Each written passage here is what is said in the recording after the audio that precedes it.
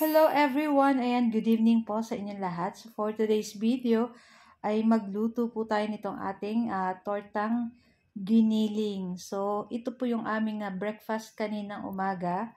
So may natira pa nga po ako kagabi nung aming ulam na pork giniling. So syempre para hindi magsawa at ibang lasa naman yung makakain ng aking anak, nilagyan ko na lang ng itlog. So meron akong 3 pirasong itlog, binati ko lang guys.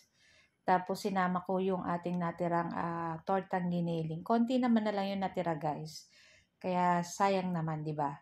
Tapos at the same time, naparami ko pa guys. Kasi nga syempre nilagyan natin ng itlog. Ayan. So napakasarap po nito isawsaw sa sweet chili sauce or sa ketchup lang.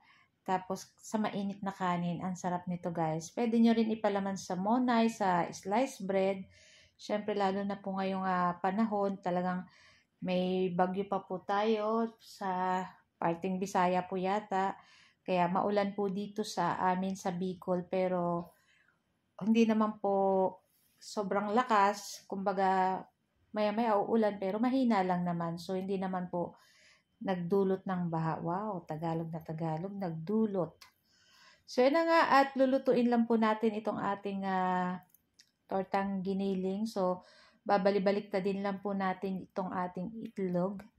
So, napakasarap po ng ganitong ulam guys. Talagang, lalo na kung may kape ka, isasabaw mo sa kanin. Tapos, iyan yung ulam. Nako, sobrang sarap. So, yun na nga at okay na rin to. Pwede na rin natin to guys ahunin.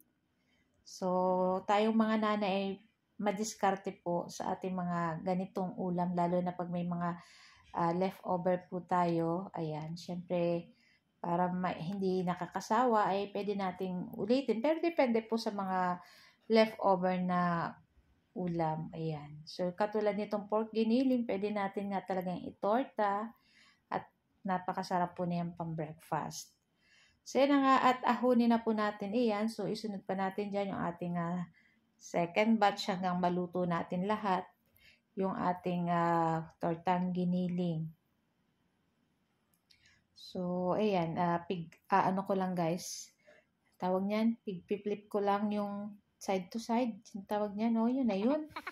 Para maganda yung pagka-style niya. Ayan, katulad ng ganito. Ano ko yung sa side, tapos sa kabilang side naman.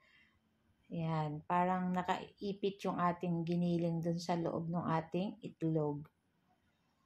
So, napakadali lang naman po nitong lutuin. Kung ayaw nyo naman po ng torta, pwede nyo naman to guys sa lumpia. Ibalot sa lumpia. So, magiging lumpiang Shanghai na siya guys. Or pwede nyo rin to i-ano sa empanada, o diba? So guys, ito lang po ang aming video today. Thank you for watching. Yummy! Ciao!